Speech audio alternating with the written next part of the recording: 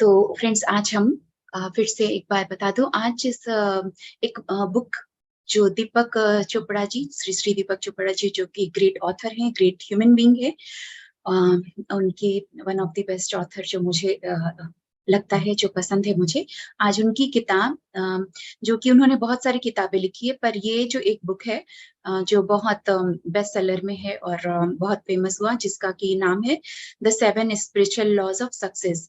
आज उसी की समरी थोड़ा इजी शब्दों में उस बुक की जो 7 सिद्धांत वे बताए हैं, उसके बारे में मैं जितना इजी वे में बताने की कोशिश कर रही हूँ आप सबके सामने।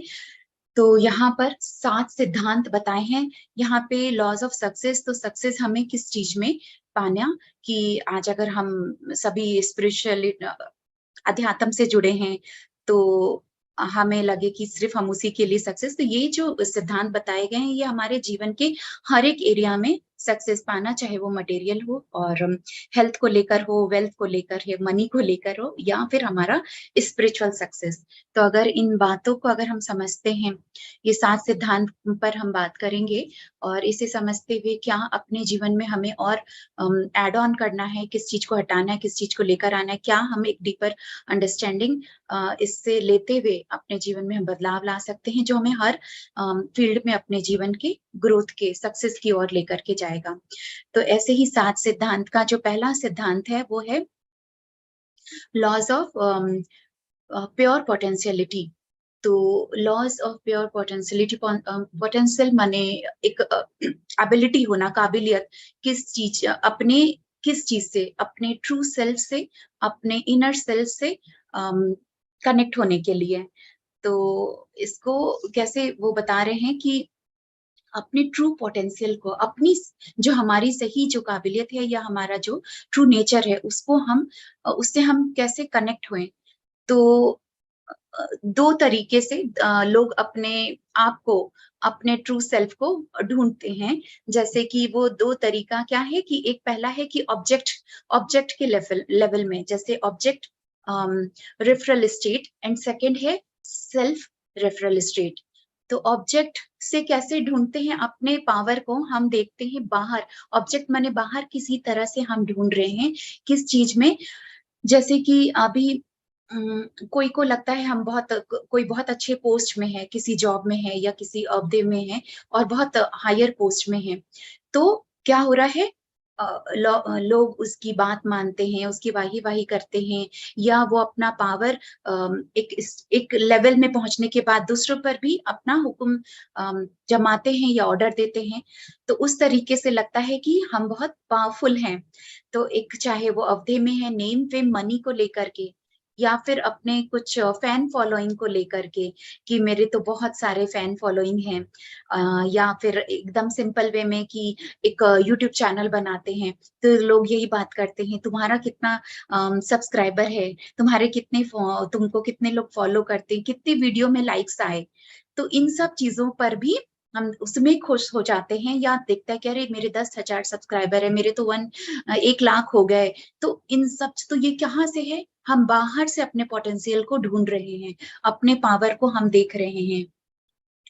तो ये सभी इसमें अभी जैसे कोई फिल्म एक्टर एक्ट्रेस है, तो क्या हुआ, बहुत फेम कमा लिए और बहुत सारे फैन फॉलोइंग हैं। अब उन्हें लगता है कि मेरे तो करोड़ों फैन हैं, लेकिन एक समय आने के बाद क्या होता है, वे फैन फॉलोइंग कम हो जाते हैं या नहीं रहते, और फिर वही लोग, वही जो अपने पावर में ईगो, क्योंकि ये जितना भी बाहर से मिल रहा है, कहीं ना कहीं वो ईगो को बूस्ट करता है, हमारे ईगो सेल्फ को वो एक तरह से वो फुएल दे रहा है, उसको चार्ज कर रहा है।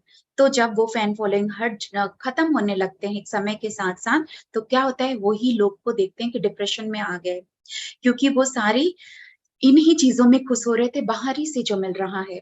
तो नेम फेम मनी है, पावर है, और तो ये सभी टेम्पररी है और हमारे ईगो को बूस्ट कर रहा है। तो हम कहीं ना कहीं इसमें बाहरी तौर पर हम ढूंढते हुए, जो कि वो सच्चा, वो हमें ट्रू सेल्फ से नहीं मिला रहा है, नहीं जोड़ रहा है। तो और क्या होता है, इन्हीं पावर की वजह से हम दूसरों पर कंट्रोल करना भी सीख जाते हैं, करने लगते हैं, और एक समय आता है कि वो लोग भी फिर हम पर कंट्रोल करने लगते हैं।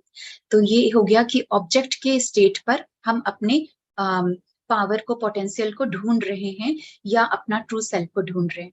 और दूसरा क्या है? दूसरा है हमारा जो कि सेल्फ रेफरल स्टेट है। और वो सेल्फ रेफरल क्या है? अब ऑब्जेक्ट से हट करके हम अपने इनर से, अपने अंदर के, अपने इनर सेल्फ से जुड़ते हैं, अपने विदिन में ढूंढते हैं, खुद में ढूंढते हैं उस पावर को, उस ट्रू सेल्फ को।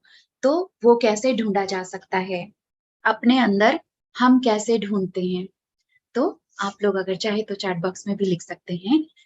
तो सब, जो कि पहला जवाब क्या आएगा? हम कैसे अपने इनर से कनेक्ट होते हैं? मेडिटेशन। तो हम सब ध्यानी है, तो हमारे अंदर वही एक तो बिल्कुल सही है। और क्या है? तो पहले हम यहाँ पर आते हैं कि सबसे पहले हमें साइलेंस, मौन में होना पड़ेगा। मौन, जो कि हमारा जो ग्रुप भी बना हुआ है मौन का, हम हफ्ते में एक बार तो 4 घंटे का मौन रखते ही हैं। और धीरे धीरे हमारा हैबिट, नेचर ये आ गया प्रैक्टिस करते करते कि दिन भर में भी 1 घंटा हम निकाल कर मौन रखते हैं। तो वही मौन का प्रैक्टिस, साइलेंस का प्रैक्टिस, जो कि आप ये नहीं कि हम हफ्ते में 1 दिन या महीने के 1 दिन फुल मून में रखेंगे। हम डेली में, चाहे वो 15 मिनट का हो, चाहे वो हाफ एन आवर का हो, 1 घंटे का हो, 2 घंटे का हो, जितना देर, शुरुआत हम 10 मिनट से भी कर सकते हैं। तो अपने आप को मौन में रखने का प्रैक्टिस करना। जहां हम मौन में रहते हैं तो हमें पता है कि हमारा अननेसेसरी बोलना, वो चीज धीरे धीरे खत्म होने लगता है। फिर हम धीरे धीरे विचारों से भी मौन होने लगते हैं। तो अपने आप को साइलेंस में का प्रैक्टिस में लाना, तब हम अपने इनर पावर से भी कनेक्ट होते हैं, क्योंकि हमारा वो एनर्जी खर्च होना कम हो जाता है बोलने में, बहुत विचारों में, बहुत एक्शन में। तो इन सब चीजों में भी हमारी एनर्जी वेस्ट होती है। भले ही हम एक जगह बैठे हैं, फोन पे बात कर रहे हैं, टाइम, अरे कुछ नहीं करने को है, चलो। तो इस तरीके से तो तो पहला वो बताते हैं कि अपने आप को साइलेंस में रखना सीखें। और दूसरा ऑफ कोर्स मेडिटेशन। तो मेडिटेशन हम जितना करते हैं तो भी हम अपने इनर से कनेक्ट होते हैं, अपने या हायर बीइंग से कनेक्ट होते हैं, हायर सेल्फ से कनेक्ट होते हैं, अपनी आत्मा परमात्मा से कनेक्ट होते हैं। तो यहाँ पर है कि मेडिटेशन। और उसके अलावा, और तो साइलेंस हो गया, मेडिटेशन हो गया। अब है कि नेचर, नेचर से कनेक्ट होना। अब नेचर में जरूर ठीक है, हम एक नेचर में जाना, कभी किसी को लगता है कि हम बहुत वैसी जगह में रहते हैं जहां पर आसपास ऐसा कोई पार्क नहीं, कोई नेचर नहीं, कोई वैसी चीज, तो हम कहाँ रोज वहां जाएं? तो अगर आप जा सकते हैं पार्क में, कोई आसपास बगीचा है, खुले छत पे आपका टेरेस है, आप खुले आसमान के नीचे, और नहीं तो अपने घर में कुछ छोटा मोटा जो भी गमला है, प्लांट्स है, तो उससे भी, उसके साथ भी हम कनेक्ट हो सकते हैं। प्रकृति, सनराइज सनसेट को देखते हैं। अगर हम आपके वरामदा या टेरेस से हम जा करके उगते हुए सूरज को देखते हैं, ढलते हुए सूरज को देखते हैं, तो भी हम नेचर से कनेक्ट हो रहे हैं। खुली हवा में अपने हाथ को फैलाए, अगर हम उसको लेते हैं, बर्ड्स, चिड़ियों की आवाज जो हम सुनते हैं, तो इस तरीके से हम अपने नेचर से कनेक्ट होते हैं। और जब नेचर से कनेक्ट होते हैं तो उसमें इतनी एनर्जी हाई होती है कि हमारी एनर्जी की फ्रीक्वेंसी भी हाई बढ़ने लगती है जब हम नेचर के साथ होते हैं, पार्क में होते हैं। तो और इसके बाद एक और चीज वो बताते हैं, नॉन जजमेंटल होना। किसी को जज ना करें, क्या अच्छा है, ये बुरा है, ये सही है, ये सब चीजें अगर हम करते हैं, जजमेंटल होते हैं, तो ऐसा करने से हम क्रिटिसिज्म में भी चले जाते हैं। जैसे कल के ही सेशन में, मेरे कल के सेशन में किसी ने पूछा था, ये सवाल भी रखा था कि जजमेंटल एंड क्रिटिसिज्म में क्या फर्क है, या क्या सिमिलैरिटी है, किसी ने पूछा था। तो मैंने भी यही तभी जवाब दिया था कि अगर हम जजमेंटल नहीं होंगे तो हम क्रिटिसिज्म भी नहीं करेंगे। तो जहाँ पे जजमेंटल होते हैं, हमें लगता है कि ये गलत है, ये ऐसा होना चाहिए था, वैसा होना चाहिए था, इसने ये किया, वो नहीं करना था, तो वहां पर क्रिटिसिज्म, बुराई भी हम चालू कर देते हैं। तो नॉन जजमेंटल उन्होंने बताया कि हम सबकी अपनी अपनी तरीका है, अपनी अपनी जर्नी है। तो यहाँ पर हम इस चीज को छोड़ते हैं तो हम क्रिटिसिज्म भी छूट जाएगा और ऑटोमेटिक हमारी एनर्जी की फ्रीक्वेंसी जो है वो भी खुद ब खुद हाई होगी। तो साइलेंस है, नेचर के संग समय बिताना, मेडिटेशन है एंड नॉन जजमेंटल। तो ये वो बता रहे हैं कि जो पहला हमारा की लॉज ऑफ प्योर पोटेंशियलिटी, तो यहाँ पे है कि अपने दो तरीका था, एक बाहर ऑब्जेक्ट में ढूंढना और एक अपने भीतर ढूंढना। तो अपने भीतर हम इस तरीके से मौन में, मेडिटेशन में, नेचर के साथ और बिना किसी को जज किए इस तरीके से हम अपने आप से कनेक्ट हो सकते हैं और अपनी एनर्जी को बढ़ा सकते हैं। तो हमारा इस तरीके से हमारी जो एनर्जी है अच्छी वाली वो बूस्ट अप होती है। और जहां हम नेम फेम मनी और बाहरी चीजों में रहते हैं तो वो हमारे ईगो को बढ़ाता है, तो वो हमारी कहीं ना कहीं एनर्जी को डाउन करता है। तो ये है हमारा जो इस 7 स्पिरिचुअल लॉज में पहला सिद्धांत यही है कि अपने प्योर पोटेंशियलिटी से, अपने ट्रू सेल्फ से जुड़े। सेकंड है लॉ ऑफ गिविंग। गिविंग पे हम पहले भी बहुत बात किए हैं, पावर ऑफ गिविंग पर। तो यहाँ लॉ ऑफ गिविंग है देना या बांटना, ये चीज सीखें। अब जैसे कि प्रकृति हर वक्त हर समय कुछ ना कुछ बांट ही रही है, दे ही रही है, चाहे वो ऑक्सीजन है, हवा है, पानी है, फल फूल और धूप है, शानदार मौसम है, सब्जियां हैं। तो जितना भी कुछ हमें मिल ही रहा है, प्रकृति दे ही रही है हर वक्त। और क्या कहते हैं, जहां पर देना हो, देने का प्रोसेस चल रहा है, वहां पर एनर्जी का सर्कुलेशन हो रहा है, सर्कुलेट हो रही है। अगर देना रुक जाता है तो कहीं ना कहीं वो एनर्जी ब्लॉक हो गई, स्टक हो गई। तो एक सर्कल, एक फ्लो बना रहने चाहिए। गिविंग गिविंग देने से, बांटने से हमें वही चीज, वो भी हमें मिल रही है मल्टीप्लाई होकर के। तो जहां हम रोक रहे हैं, रुक रहे हैं, तो वहां अपनी एनर्जी को हम कहीं स्टक कर दिए।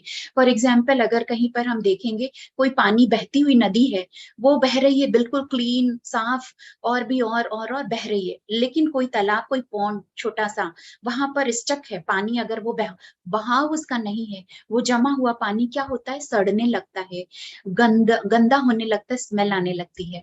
तो यही चीज कि आप उस बहाव को, उस देने को जारी रखें। जैसे कि और अब यहाँ पर देने में है कि अगर आप क्या चाहते हैं अपने लाइफ में, आप सक्सेसफुल होना चाहते हैं, तो दूसरों के सक्सेस में हेल्प करें। क्या होता है, एक ह्यूमन नेचर क्या है, दूसरों के सक्सेस से जेलस होने लगता है कि अरे उसको तो हो गया, उसको तो मिल गया, मुझे तो नहीं मिला, चाहे वो कंपैरिजन है, चाहे वो जेलसी है। तो बल्कि दूसरों के सक्सेस में हेल्प करें जो आप पाना चाहते हैं। खुश होना चाहते हैं तो दूसरों को खुशी देना चालू करें, दूसरों को खुश करें, चाहे अपनी बातों से, चाहे कुछ भी उसके लिए करके, तो किसी भी तरीके से किसी की हेल्प करके। तो हम इस तरीके से गिविंग नेचर, अपने आप को बांटना, देते रहना चाहिए, चाहे वो हिम्मत है, क्या दे सकते हैं। और जरूरी नहीं कि हर वक्त देना कुछ पैसे से ही है। तो हम किसी को हिम्मत दे सकते हैं, साहस दे सकते हैं, किसी को मोटिवेट कर सकते हैं, किसी का हौसला बढ़ा सकते हैं, किसी को इलाज के पैसे दे सकते हैं या दवाइयां ला करके दे सकते हैं, किसी को खुशी दे सकते हैं किसी भी रूप में, किसी को आशीर्वाद दे सकते हैं, और कुछ नहीं भी तो ब्लेसिंग्स दे सकते हैं। और कुछ और नहीं तो क्या क्या चीज है, स्माइल दे सकते हैं, प्यारी सी मुस्कान। जब हम किसी से मिलते हैं, चाहे रास्ते में भी, चाहे हमारे घर कोई आया या कुछ, तो हम एक प्यारी सी स्माइल भी देते हैं, तो सामने वाले को खुशी मिलती है, अच्छा लगता है, बदले में वो भी आपको स्माइल देगा। तो ऐसी एनर्जी का फ्लो आपकी जिंदगी में लगातार बना रहेगा, जैसा आप दे रहे हैं। अभी और क्या वो बताते हैं कि बांटते समय, देते समय क्या कैसा भाव होना चाहिए।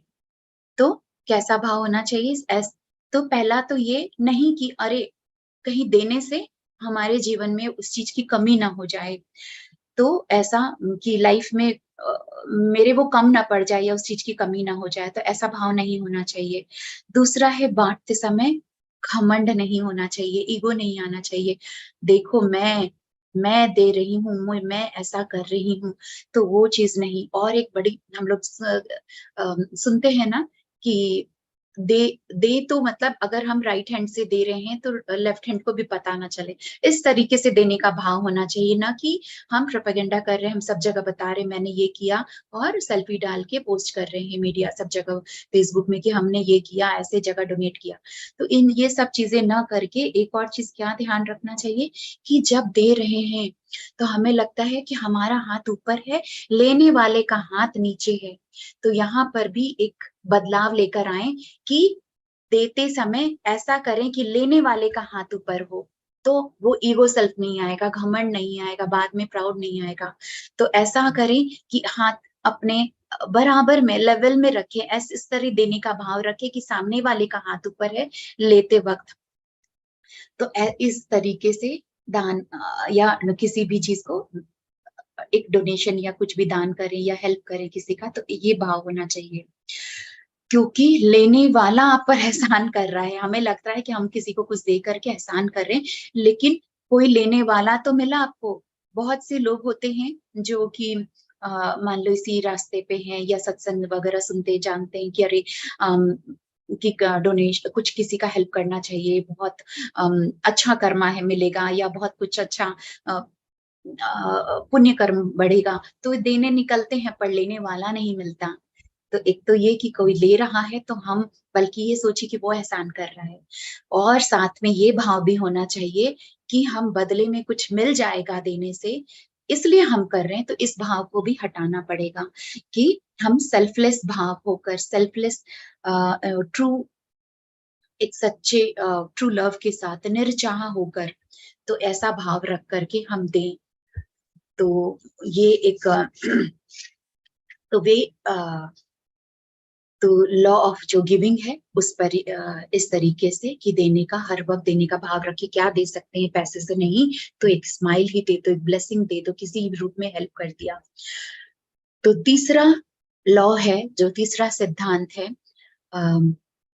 सेवन लॉज में से थर्ड में है कि law of cause and effect.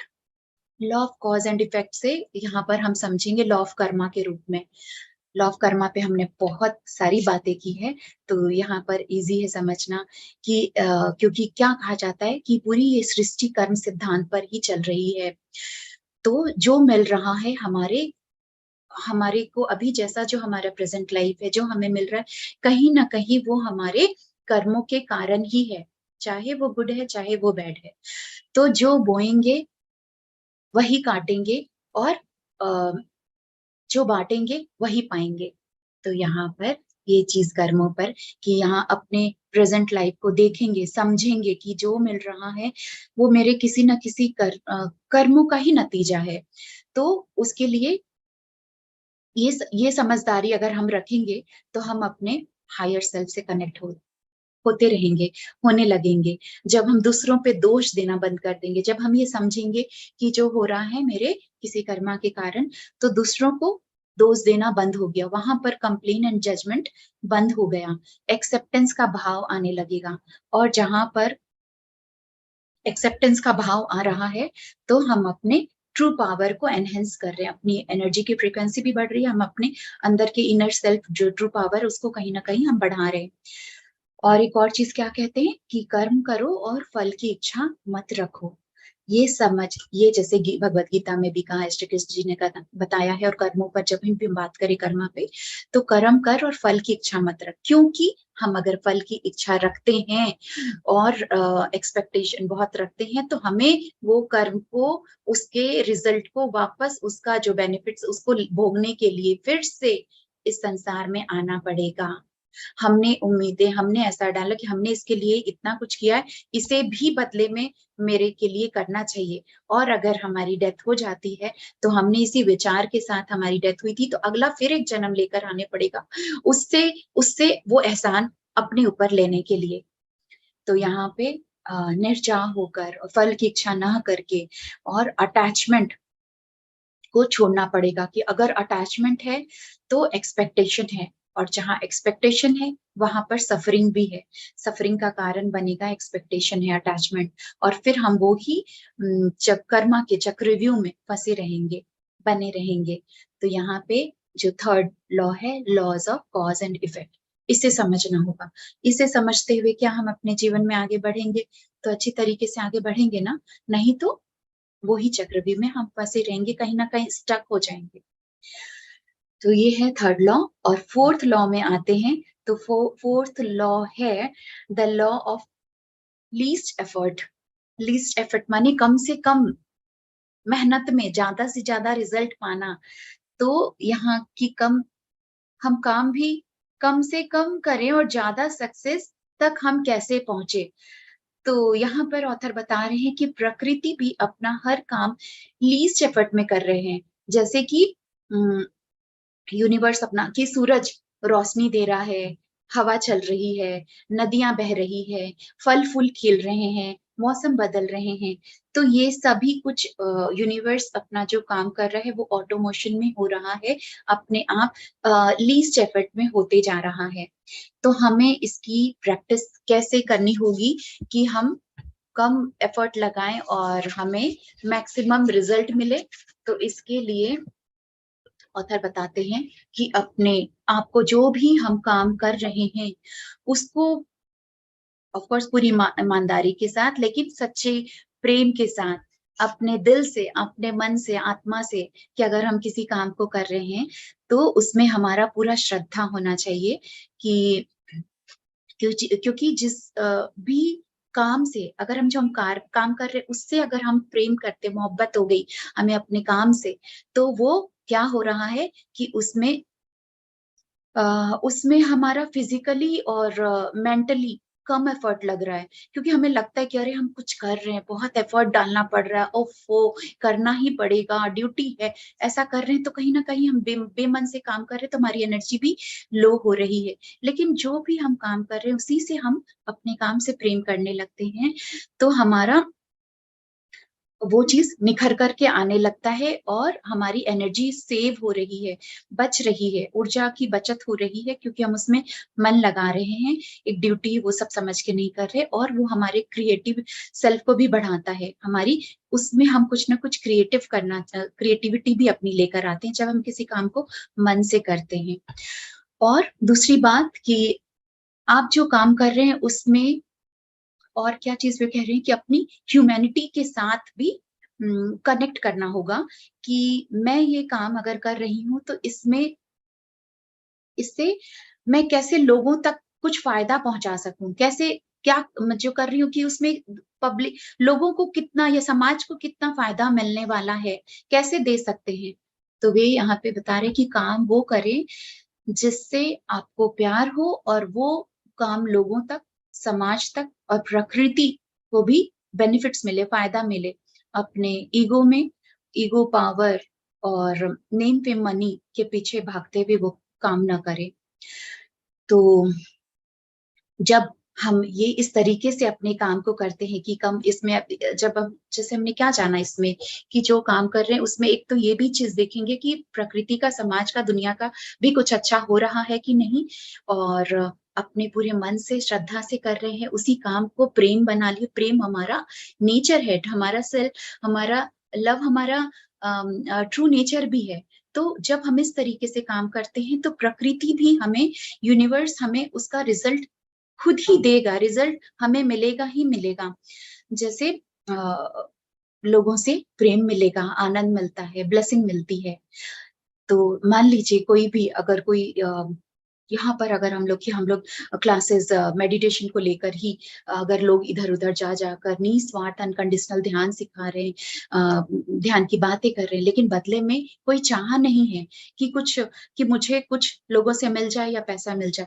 तो ऐसा, इस तरीके से कुछ भी काम, ये एग्जाम्पल एक मेडिटेशन का या कोई भी काम, तो क्या हो रहा है, बदले में यूनिवर्स आपको बहुत कुछ दे रहा है, और लोगों का जो प्यार मिल रहा है, ब्लेसिंग मिल रहा है, वो तो किसी, वो अनमोल है। तो इस तरीके से आप की, जैसे प्रकृति अपना काम ऑटोमोशन में कर रही है, वैसे ही हम भी अपने काम को करते रहेंगे और जो मिलना है मिलता रहेगा। फिफ्थ लॉ है the law of intention and Dzire. Law of intention and Dzire, यहाँ पर इंटेंशन माने वो अपनी प्योर नियत हो गई, डिजायर इच्छा हो गई। तो यहाँ पे हम क्या समझे कि हर इंसान को अपना कुछ ना कुछ एक सपना सपना या डिजायर, जैसे हम कहते हैं कि ठीक है इच्छाएं, इच्छाएं मतलब दूसरों से एक्सपेक्टेशन या इच्छाएं कोई कुछ हमें दे दे कर दे, वो नहीं। लेकिन हम क्या अपने जीवन में बनना चाहते हैं, हमें क्या करना है, क्या पाना है, वो डिजायर तो रखना चाहिए। सपने के रूप में ले लीजिए कि हर इंसान को जिंदगी में क्या बनना है, क्या करना है, क्या, तो वो एक डिजायर के साथ वैसी डिजायर इच्छा रखनी चाहिए, एक गोल सेटिंग करना चाहिए।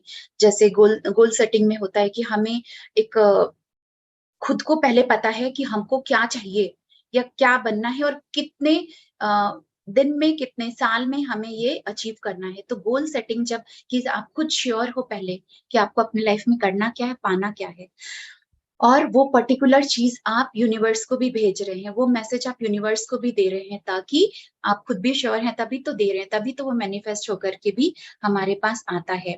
तो हम कोई भी कोई ऐसी जो गोल सेटिंग किए हैं या डिजायर बनाए हैं, अपना सपना, अपने जीवन का लक्ष्य, मकसद, और फिर हम यूनिवर्स को सौंप देते हैं, कुदरत पे छोड़ देते हैं। लेकिन साथ ही साथ क्या है कि हमें इंटेंशन भी डालना होगा। डिजायर तो है, लेकिन हमारा इंटेंशन, हमारी नीयत प्योर होनी चाहिए, साफ होनी चाहिए। कि क्या साफ, कि हम जो काम कर रहे हैं उससे हम कैसे दूसरों का भी हेल्प कर सके, कैसे मैं दूसरों के लिए भी वो फायदेमंद हो, हेल्प कैसे कर सके। तो ये है कि आप अपना प्योर इंटेंशन एंड डिजायर, वो चीज भी तो लॉ ऑफ इस तरीके से। और अब हम आगे सिक्स लॉ में समझेंगे। सिक्स लॉ है लॉ ऑफ डिटैचमेंट, जो हम अभी फिफ्थ लॉ में हम समझे कि law of intention and Dzire, उसी से रिलेटेड कि हम डिजायर, हमने कुछ बनाया, कुदरत को बता दिया, हम अपने इंटेंशन को भी प्योर रखे हैं, साफ एकदम क्लीन क्लियर, कि हाँ ठीक है दूसरों का भी इसमें फायदा हो सके, मेरा भी। लेकिन अब क्या है, लॉ ऑफ डिटैचमेंट में है कि अब उसका जो रिजल्ट आने वाला है उसके फल से डिटैच हो जाएं, उसके फल से भी हम डिटैच हो सके, इसका एंड रिजल्ट जो मिलने वाला है उससे हम डिटैच हो सके। कि अभी मान लीजिए हम लोग कुछ भी चाह रहे हैं, ऐसी इच्छा है, डिजायर, हम उस पर कुछ मेहनत कर रहे हैं, काम कर रहे हैं, और अब हम उसका जो एंड रिजल्ट आने वाला है उस पर हम कहीं ना कहीं अपने ईगो को तो नहीं ले आए, कहीं ना कहीं अपने व्यवहार को तो नहीं खराब कर लिए, तो कहाँ वहां पर जो होगा उसके रिजल्ट से भी हम डिटैच हो जाएं। और जब अगर हम ऐसा करते हैं तो खुद ही लॉ ऑफ लीस्ट एफर्ट वो काम करने लग जाता है, क्योंकि हम काम कर रहे हैं, उसमें हमने अच्छा प्योर इंटेंशन भी डाला है, डिजायर भी है, डिटैच हो गए उसकी रिजल्ट से, तो हमारा एफर्ट लीस्ट, कम से कम एफर्ट में ज्यादा रिजल्ट काम हो रहा है, तो वो चीज खुद ब खुद मिलने लग जाएगा और वो रिजल्ट खुद ही अच्छा होगा। तो आ, ये है हमारा सिक्स्थ लॉ ऑफ डिटैचमेंट। और सेवेंथ लॉ में आएंगे। सेवेंथ लॉ है law of dharma. Law of dharma, यहाँ पर हम समझेंगे कि अपने जीवन के खुद के धर्म को पहचानना है। अब धर्म से सीधा हमारा माइंड वहीं जाएगा, कोई रिलीजियस, कोई वैसा पूजा पाठ करना, लेकिन यहाँ पर है धर्म, कि अपने जीवन के धर्म को कैसे पहचानना, क्या है वो। तो सबको हम सबके पास एक यूनिक अपनी सब में अपनी एक यूनिकनेस होती है, एक यूनिक क्वालिटी होती है। अब हम ऐसा सुने ही होंगे, सब कोई हम ऐसे जानते हैं ना कि हमारे जो फिंगरप्रिंट्स होते हैं, ये हाथों की जो हमारी रेखा, ये सब जो जितने पॉइंट्स होते हैं, हम लगाते हैं ना कहीं पर अपना अंगूठे का छाप देते हैं, ये सब का इंडिविजुअल अपना अपना होता है, किसी का किसी से मैच नहीं खाता। तो हमारे थंब प्रिंट्स, हमारे वो बिल्कुल अलग होते हैं फिंगरप्रिंट सभी से। आंखों की जो रेटिना है वो सबकी इंडिविजुअल होती है, किसी की किसी से मैच नहीं खाती, कभी कभी अपने वो होता है ना पासवर्ड के तौर पे लोग अपने थंब का, अंगूठे का फिंगरप्रिंट्स देते हैं या आंखों की रेटिना देते हैं। तो ये सबको जैसे अपना इंडिविजुअल सबका एक यूनिक होता है, वैसे ही सबके अंदर ईश्वर ने, भगवान ने एक यूनिक क्वालिटी दे करके भेजा है जो आपका ही है, वो किसी का किसी से मैच नहीं खाता। तो अपने अंदर के उस पावर को, उस यूनिक क्वालिटी को पहचानना है। उस यूनिक क्वालिटी को पहचानते हुए पता करना है कि हमारे अंदर वो क्या यूनिक फैक्टर है। तो हम उस पावर को पहचानते हुए, उस पर काम करते हुए कैसे हम ह्यूमैनिटी का, कैसे हम ह्यूमैनिटी का, हम समाज को क्या सर्व कर सकते हैं, कैसे लोगों का भला कर सकते हैं, क्या कुछ, तो अपने उस चीज को आइडेंटिफाई करना है और वो काम करना चाहिए जो काम करते हुए। तो सबसे पहला कि अपने अंदर की यूनिक क्वालिटी को हम सब, कुछ ना कुछ आपकी हॉबी होगी, कुछ शौक होगा, कुछ जैसे किसी को अगर लगता है कि हम, चाहे वो एक एग्जांपल जैसे मैंने मेडिटेशन का दिया था कि हम उस काम को कर रहे हैं जो कि हमारा उसमें इंटरेस्ट हो, हमें उससे प्रेम हो, हम कर रहे हैं जिसमें कि हम और अपनी क्रिएटिविटी डाल रहे हैं और लोगों का हम फायदा कर रहे हैं। और साथ ही साथ उसमें हमारा, जब हम मोहब्बत करते हैं अपने काम से तो हमारा लिस्ट एफर्ट लगता है। तो वैसे ही अपने अंदर की उस खूबी को पहचाने जिससे कि हम दूसरों का कुछ भी सेवा भाव कर सकते हैं। अब किसी को लगे हम मेडिटेशन तो नहीं सिखा सकते, लेकिन और क्या है, आपको अगर प्लांटिंग का शौक है, पेड़ पौधे उगाने का, तो कहीं ना कहीं हम जाके वैसा कुछ काम कर सकते हैं अपने ही तो उस तरीके से हम नेचर को हेल्प कर रहे हैं। किसी को लगता है कि मेरी इंग्लिश बड़ी अच्छी है, तो हम तो अपने आप को देखें कि हम किसी को पढ़ा सकते हैं क्या, किसी बच्चों को जो पैसे नहीं दे सकते फीस में, तो कुछ भी किसी भी रूप में आप हेल्प कर रहे हैं समाज का, दूसरों का, नेचर का, तो वैसा चीज। और एक और चीज कि वो चीज अपने अंदर की उस यूनिक क्वालिटी में वो चीज ढूंढना है जिसको करते हुए आपको कोई समय का होश नहीं, मतलब एक कि टाइम की परवाह नहीं करेंगे, हम समय का परवाह नहीं करेंगे और दूसरा पैसे की लालच नहीं करेंगे कि हम वो काम कर रहे हैं तो हम उसमें, हमें कितना पैसा मिल जाएगा तो इसलिए हम करें, तो वो चीज नहीं। तो वैसी यूनिक क्वालिटी को अपने अंदर की खुद को पहचानते हुए समाज के लिए हम कुछ कर सके, दुनिया के लिए कुछ कर सके, और करते हुए ना हमें समय का परवाह, ना हमें पैसे की लालच। तो वही है कि प्लांटिंग है, टीचिंग है, सेवा भाव है, किसी भी रूप में हम सेवा भाव कर सकते हैं। किसी ओल्ड एज होम में जाके अगर हम वहां पर कुछ भी सेवा भाव में कुछ काम, कुछ घंटे बिता सकते हैं, दे सकते हैं अपने, तो वैसे करके कुछ भी। तो यहाँ पर और क्या बता रहे हैं कि हम उन सब चीजों की, पैसे की परवाह नहीं कर रहे, समय का नहीं, तो वो काम जिसमें समय का होश न हो, पैसे कमाने की लालच न हो, तो टाइम और स्पेस से हम आउट हो जाते हैं। तो वो आपका, वो जो, वो ही आपका सच्चा धर्म बन जाता है। वो आपका जो लॉ ऑफ यहाँ पे धर्मा पे आ रहा है, यही वो काम है जो आपको स्पिरिचुअलिटी में भी आपको हाई कर सकता है। आपके लाइफ में वो आपको हायर स्टेट में लेके जाता है। हमारी जब एनर्जी की फ्रीक्वेंसी हाई होती है तो हम हायर बीइंग की एनर्जी से कनेक्ट होते हैं। तो ये जो 7 लॉज है कि अपने लाइफ में हम फॉलो करते हैं तो अपने हम ट्रू सक्सेस पाते हैं, ट्रू अबंडेंस पाते हैं हम, और ट्रू ब्लिस पाते हैं, और स्पिरिचुअलिटी में भी हम हायर पहुंचते हैं। तो एक बार फिर से यहाँ पर जो 7 लॉज को एक एक पॉइंट में हम थोड़ा सा समझते हैं कि पहला था अपने ट्रू सेल्फ को, अपने फर्स्ट लॉ था क्या, प्योर पोटेंशियलिटी, उस चीज को पहचानना।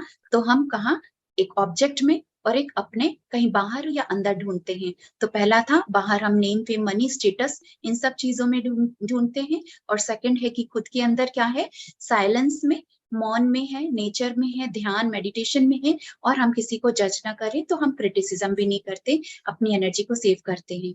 तो सेकंड लॉ था लॉज ऑफ गिविंग, देना और बांटना हम सीखें। प्रकृति जैसे हर पल हमें दे ही रही है, तो वो एनर्जी का फ्लो चलता ही जा रहा है।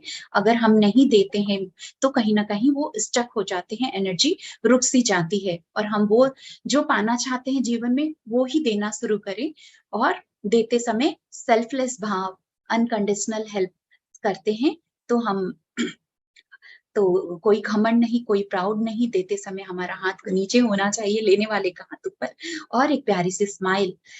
तो थर्ड लॉ था कॉज एंड इफेक्ट्स, जहां पर हम कर्मा पर समझे थे, तो जो बांटेंगे वही, जो बोएंगे वही काटेंगे, जो बांटेंगे वही पाएंगे। और अटैचमेंट और एक्सपेक्टेशन, सब ये सब चीज से हटना होगा ताकि हम सफरिंग में ना आए और कर्मा के चक्रव्यूह में ना फंसे। तो फोर्थ हमारा था the laws of least effort, कम से कम काम करके ज्यादा सक्सेस तक कैसे पहुंचना है, जिस काम से हम प्यार करें और लोगों का फायदा हो सके, प्रकृति समाज का हेल्प हो सके, और अपने ईगो नेम पे मनी से हट करके काम करते जाएं, और यूनिवर्स हमें बदले में खुद ब खुद देता चला जाएगा। और फिफ्थ है the laws of intention and desire, इच्छाएं हमें बिल्कुल अपनी रखनी चाहिए, क्या बनना है, क्या पाना है जीवन में, गोल सेटिंग करना चाहिए और कुदरत पे छोड़ देना चाहिए, नियत को साफ रखना चाहिए, और सब के लिए हम हेल्प कर सके, ये अपना इंटेंशन होना चाहिए। सिक्स्थ था लॉ ऑफ डिटैचमेंट, तो हम पहले अपने लॉ में जो हमने समझा कि कुदरत को बता दो अपने डिजायर और इंटेंशन, जो भी आपको पहले खुद को श्योर होना पड़ेगा, और जब रिजल्ट आए तो हम उससे डिटैच होकर के ही उस रिजल्ट को हम एक्सेप्ट करें। तो अपने प्रेम से उस काम को करते हैं तो रिजल्ट खुद ब खुद हमें अच्छा मिलता है। जैसे अभी कैसे हुआ, अभी पीएमसी जब शकुंतला जी, महेश जी लोगों ने जब ये प्रोग्राम रखा, अभी 12 से 1200 लोगों जब वहां पर भीड़ इकट्ठा हुई, पूरा ऑडिटोरियम फुल हो गया, फ्री सेशन और फ्री खाना 1200 लोगों का, कैसे हुआ? क्योंकि इतना प्योर इंटेंशन था कि सुपर सक्सेसफुल हो पाया, पूरा फुल हो गया और खाने की कमी नहीं पड़ी और सब कुछ। तो कैसा हुआ ये काम? एक इंटेंशन, प्योर इंटेंशन डाला, यूनिवर्स ने हेल्प किया और सुपर सक्सेस हुआ। तो ये है और लास्ट लॉ ऑफ धर्मा, धर्मा कैसे? वही कि अपने अपने यूनिक क्वालिटी को, खुद को, उस चीज को पहचाना और उस तरीके से काम किया, हेल्प किया, जहां समय का होश नहीं, पैसे की कोई लालच नहीं। तो ये हमारे जो दीपक चोपड़ा जी के द्वारा बताया हुआ 7 सिद्धांत है जीवन का, जो हमें सक्सेस देता है, हेल्थ, वेल्थ, मनी, हमारे पूरे लाइफ, मटेरियलिस्टिक और स्पिरिचुअली।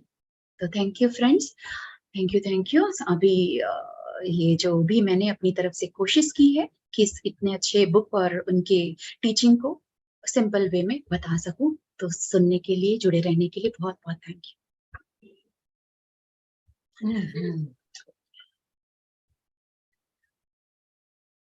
Thank you. अनम्यूट कर लें, अनम्यूट करके बहुत सुंदर मैम, बहुत अच्छा, पता तो सब कुछ होता है, लेकिन आप जैसे बताते हो ना, माइंड हो जाता है माइंड में। आप इतनी इजीली बता देते हो ना, बड़े अच्छे समझ में आ जाता है। ये सेशन दोबारा सुनना